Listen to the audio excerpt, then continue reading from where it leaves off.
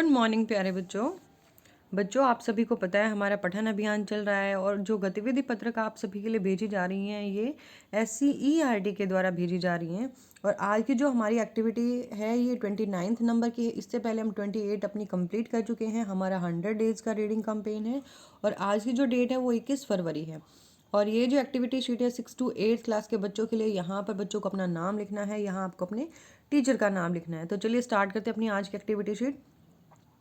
प्यारे बच्चों आज का दिन खास है क्योंकि हर वर्ष 21 फरवरी पूरी दुनिया में अंतर्राष्ट्रीय मातृभाषा दिवस के रूप में मनाया जाता है। देखो यहाँ पर है मातृभाषा दिवस। मातृभाषा क्या होती है कि जब हमारा जन्म होता है तो माँ से हम जो बातें सीखते हैं, जो भाषा हम सीखते हैं उसको हम मातृभाषा बोलते हैं, जो हमारे परिवार में बोली जाती है। तो यहाँ पर आज 21 फरवरी को अंतर्राष्ट्रीय मातृभाषा दिवस मनाया जाता है। आपके मन में सवाल उठ रहा होगा कि मातृभाषा आखिर क्या है। आपके मन में भी ये सवाल होगा कि मातृभाषा क्या है। जैसे जो मैंने अभी अभी आपको बताया कि जो मातृभाषा होती है वो क्या होती है, जो हम माँ से या अपने परिवार से जिन शब्दों को शुरू में जो हम बोलना सीखते हैं वो हमारी मातृभाषा होती है। जो एक लोकल लैंग्वेज लगा लो कि किसी स्थान विशेष पे जो भाषा बोली जाती है उसको हम मातृभाषा बोलते हैं। क्योंकि इंसान का सबसे गहरा रिश्ता माँ के साथ होता है, क्योंकि मनुष्य जब बच्चा होता है वो अपने मन की बात अपनी माँ के साथ शेयर कर पाता है, तो उसका अपनी माँ के साथ एक अच्छी बॉन्डिंग होती है, एक अच्छा गहरा रिश्ता होता है। अगर माँ इंसान को जन्म देती है, हमें जन्म देने वाला कौन है? हमारी माँ है। इस दुनिया में लाने वाला कौन है? हमारी माँ है। तो जो भाषा है वो जिंदगी के अर्थ बताती है। वैसे ही जो भाषा है, यदि हम अपने विचारों को दूसरों के सामने नहीं रख पाते हैं तो हम आगे नहीं बढ़ पाते, हमारा विकास नहीं हो पाता है। तो यहाँ पर बताया गया कि जो भाषा है वो हमें जिंदगी के अर्थ बताती है, जीने का ढंग समझाती है। इतने गहरे संबंध के कारण ही इंसान ने भाषा का रिश्ता माँ से जोड़ा, कि इतना गहरा संबंध होने के कारण ही इंसान ने जो भाषा के साथ है, इंसान ने भाषा का रिश्ता माँ के साथ जोड़ा, कि जैसे माँ हमारे लिए ज़रूरी होती है वैसे ही भाषा भी हमारे लिए ज़रूरी है। मातृभाषा अपने माता पिता और परिवार के अन्य लोगों द्वारा घर में बोली जाने वाली भाषा होती है। जो मातृभाषा होती है वो हम अपने परिवार में, अपने घर में माँ से, परिवार के दूसरे सदस्यों से और जो हमारा आसपास का जो इन्वायरमेंट है जहाँ पर हम रह रहे हैं उनसे हम ये भाषा सीखते हैं, जिसे सुनते ही हम बड़े होते हैं। और ये घर में जो भाषा बोली जाती है वो हमारी मातृभाषा होती है और इसे ही सुन सुन के हम बड़े होते हैं। क्योंकि जब आप स्कूल में जाते हो या तो आपसे इंग्लिश में बात की जाती है या आपसे हिंदी में बात की जाती है, आपकी मातृभाषा में आपसे कोई बात नहीं करता है। लेकिन यदि आपके जो फ्रेंड्स हैं उनकी भी सेम मातृभाषा है तो आप अपनी मातृभाषा में आपस में बातचीत कर सकते हो, अपने घर या आस पड़ोस में उसका प्रयोग करते हैं। मातृभाषा के प्रयोग से हम एक जुड़ाव और अपनेपन का अनुभव कर पाते हैं।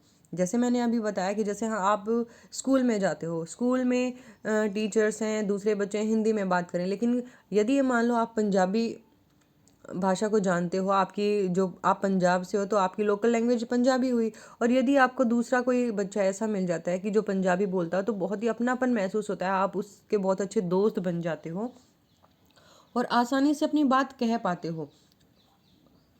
बच्चों आप सब की भी कोई न कोई मातृभाषा अवश्य होगी और वह आपको सुनने और बोलने में बहुत ही अच्छी लगती होगी।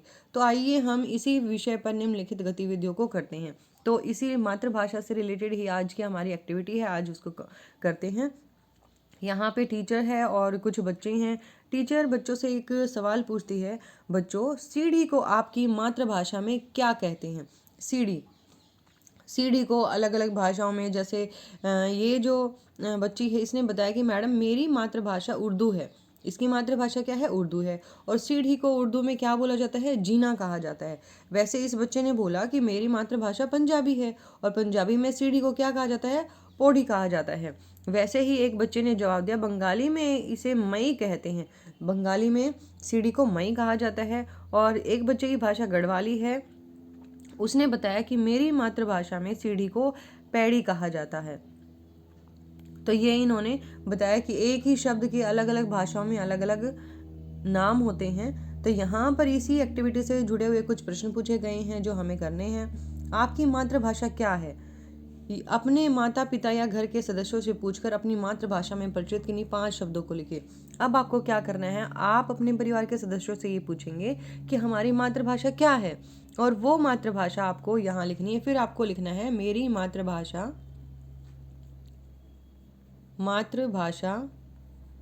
जैसे यदि आपकी मातृभाषा हिंदी है तो आपको लिखना है मेरी मातृभाषा हिंदी है।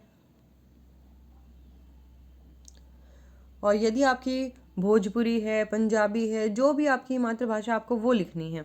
उसके बाद उससे जुड़े हुए कोई भी 5 शब्द लिखने हैं। जैसे हम खिड़की हो गया, हिंदी में जो विंडो होती है उसको हम खिड़की बोलते हैं। दरवाज़ा, मेज, चटाई, टोकरी। तो ये क्या हैं, 5 ऐसे शब्द आपको अपनी मातृभाषा में लिखने हैं। अब यहाँ पर निम्नलिखित शब्दों को अपनी मातृभाषा में क्या कहते हैं? इसे दरवाजे, जैसे दरवाजे को पंजाबी में बुहा कहते हैं, वैसे ही आपको इन शब्दों के नाम बताने हैं। जैसे गुब्बारा को हिंदी में तो गुब्बारा ही बोलते हैं, पतंग को पतंग बोला जाता है, रजाई को रजाई ही बोला जाता है, चटाई को चटाई ही बोलते हैं, और टोकरी को हम टोकरी ही बोलते हैं हिंदी में। वैसे आपको अपनी भाषा में बताना है कि आपकी मातृभाषा में इन शब्दों के क्या नए नाम हैं। उसके बाद प्रश्न नंबर 3 है, आप अपने माता पिता या घर के सदस्यों की सहायता लेकर अपनी मातृभाषा में प्रचलित किसी एक लोकगीत को तैयार कीजिए और उसे अपने कक्षा में सुनाइए। और फिर आपको क्या करना है, अपने परिवार से, अपनी मम्मी से या पापा से कोई भी जो आपके वहाँ पर प्रचलित लोकगीत है, मतलब जो लोगों के द्वारा जो गीत गाया जाता है, उसको आपको याद करना है और क्लास में आपको ये सुनाना है। तो बच्चों, ये थी हमारी आज की एक्टिविटी शीट। उम्मीद है आपको समझ में आ गया होगा कि हमें कैसे करना है। Thanks for watching video. Have a nice day.